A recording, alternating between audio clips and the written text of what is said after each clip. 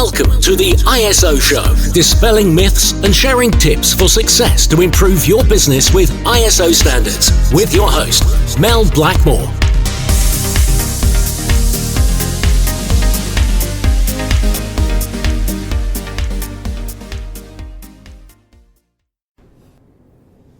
Hello and welcome to the ISO Show. Well, today's episode is the second in our series on implementing ISO 14001. Welcome back, Derek Hall. Hello.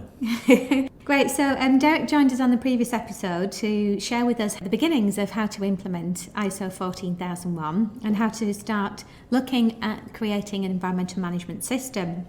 So just to recap, we covered the 14001 gap analysis, aspects and impacts register to identify significant environmental aspects and impacts, understanding compliance requirements such as legal requirements and regulatory requirements, and then objectives. So that's all our, you could say, the planning stage and really understanding where we're at as an organisation. So today we're going to look at the next stage. So armed with all of this information, we're going to look at the creation of that environmental management system. You know, what does it look like? What does it contain? And what do we do next? So over to you, Derek. What's the next stage? The next stage, I suppose, is taking that information and putting it into some sort of structure. In terms of structure, ISO 14001 has got a structure to it. So has ISO 9001 quality standard. So you're looking at 10 clauses within each of the standards, but the main clauses run from number 4 to number 10. And we're looking at building a management system which usually consists of around 30 pages, just to outline what the company does and outline how it complies to the process. I'll just interrupt you there, Yeah. Derek, because I think it's good that you took that as an average in terms of 30 pages. A lot of businesses think you need a great big manual when you don't actually, do you? Some businesses take a very kind of light touch approach and they'll just have a few pages on their intranet. Others would have a manual, an average is about 30 pages for a manual, whereas others might go really to town and want to have intricate controls on absolutely everything to do with environmental management. So I think that's the kind of the happy medium, isn't it, really, going an average of about 30 pages roughly. I mean, there's no real requirement actually to have a manual. No. ISO now said you don't actually need a manual. However, most organisations that I deal with say that we need some sort of structure. We need, say, a helicopter view of what we do. And certain industries are very prescriptive. Certainly aerospace, you have to have a manual in place. But the good thing about ISO 14001 and ISO 9001, they've got a common structure, and that leads from 10 clauses, but the main clauses are run from clause 4, and that asks you to identify the context of the organisation. So understanding what the organisation does, determining the scope of the management system, looking at what you actually do. So it only has to be maybe a sentence, but you need to describe what the organisation does. So that gets companies really sort of thinking about what are we actually doing, what's the process. Then we get into the other clauses. Leadership is a key one, planning, support, operations. Well, operation is obviously what the organisation does. And then at the end, you're looking at performance evaluation and improvement. So we build the manual off of those requirements. But again, the key thing is we're not a tick box company, so we have common elements via the standard, but then we need to actually make that mean something to the organisation and really fully describe what the organisation does within the context of those clauses. So leadership, what does that mean? Well, it means people at the head of the organisation. So leadership is absolutely key, but they could be top management, it could be directors of the organisation, but they need to understand that they are the key driving force. So an organisation might say, yeah, we've got leadership in place, but what do we need in the manual? concerning leadership? Yeah, well, very good question. So how do you answer that one, Derek? Yeah, a very good question. Well, normally it'll lead to something like an organisational chart. It'll lead to what a particular person does within the organisation. And what other responsibilities. Quite often people have lots of different responsibilities. So it could be in a job description as well then, couldn't it? Which highlights the roles and responsibilities associated with environmental management. Yeah. So that's one way of demonstrating Yeah. it. But I think the reason for this clause is also to make sure that companies don't just put the onus on having some sort of environmental manager or some sort of quality manager in terms of quality. It spreads the responsibility. They're saying, yes, you can have an environmental manager, but you need to be seen to be driving the system. And is it part of the strategy? And is it part of the strategy? Yeah. Okay, great.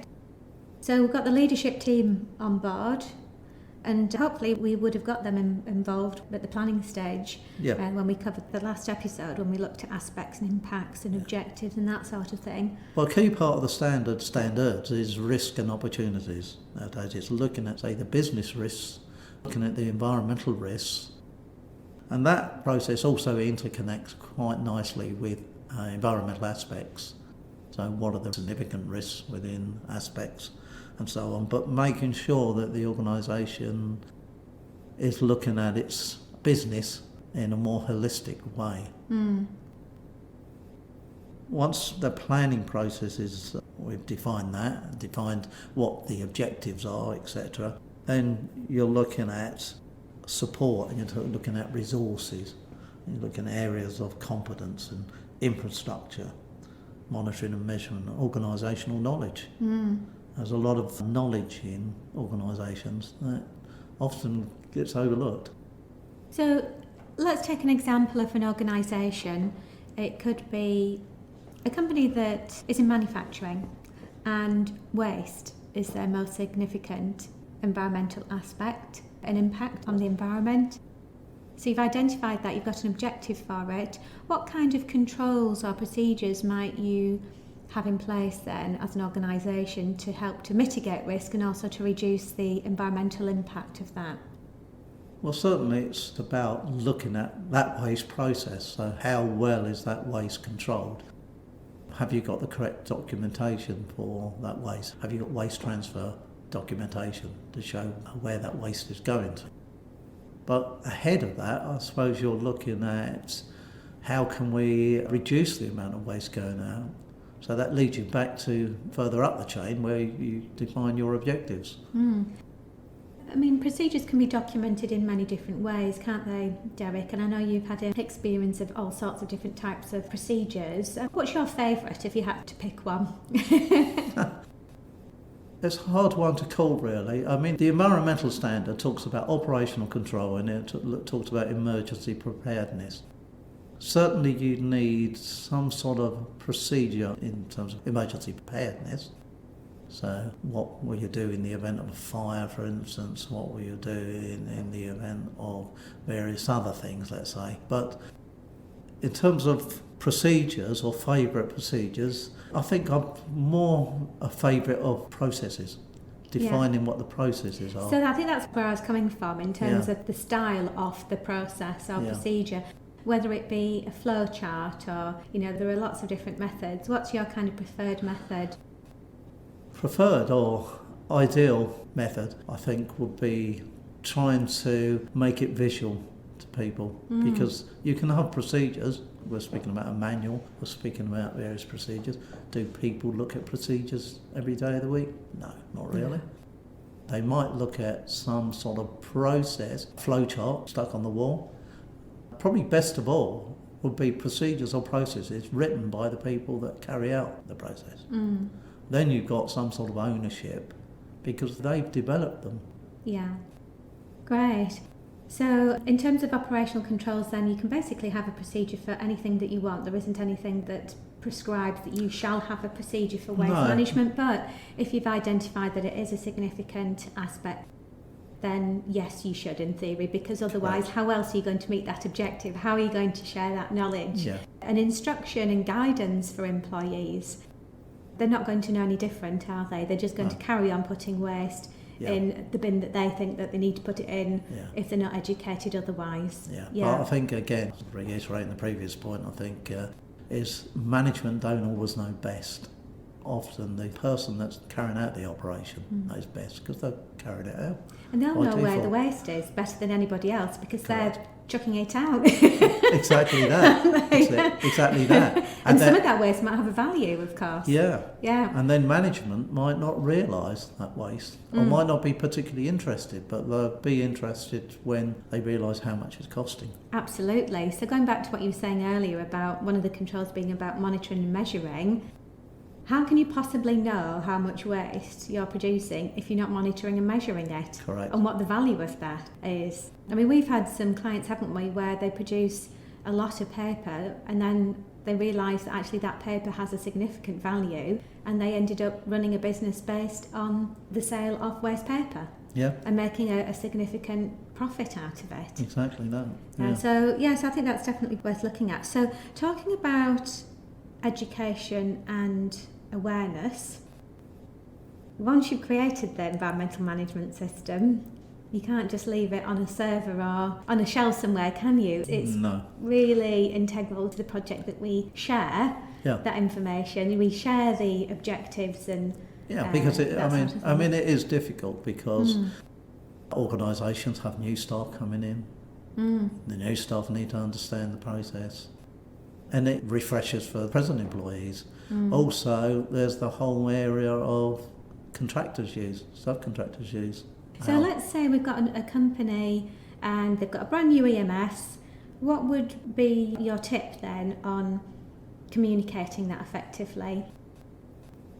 Certainly, training presentations have a place, I believe. It gives you a sort of sounding. But I think the key thing is, and we as consultants need to look at this all the time, and that is ongoing presentations. Don't think for a while. You might put in a management system, it might be a year old, but you need to keep looking at awareness and training of staff, new staff and old staff. And also up the chain as well, in terms of the managers, because managers and certainly middle managers are a key driving force within an organisation. So it's looking at sharing that knowledge and whatever it might mean, because there are different methods. There could be toolbox talks and there could be presentations, more formal maybe. You could split it up into smaller sessions. So there's lots of different methods you can use, but again, I suppose it needs to reflect the culture of the company. That's a good point, actually. Yes. Because companies operate in different ways. And this is something, going right back to the beginning when you're holding a gap analysis, it's really getting under the skin of what the company does. Perfect. Okay. Well, I think we'll call that a wrap then for the time being for this episode. So we got under the skin at the very beginning. We went through the creation of the EMS and all the key clauses that need to be covered, and then the awareness training. So I think on the next episode what we'll be covering is the compliance stage. So it's the final dotting the I's and crossing the T's before you have an assessment, isn't it? Which will be the internal audits and management review.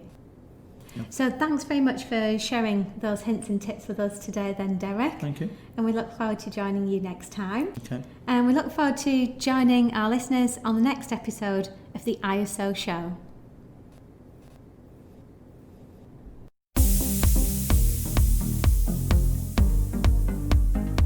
Looking to use ISO standards to drive better business practice? Contact us at blackmoresuk.com to access further information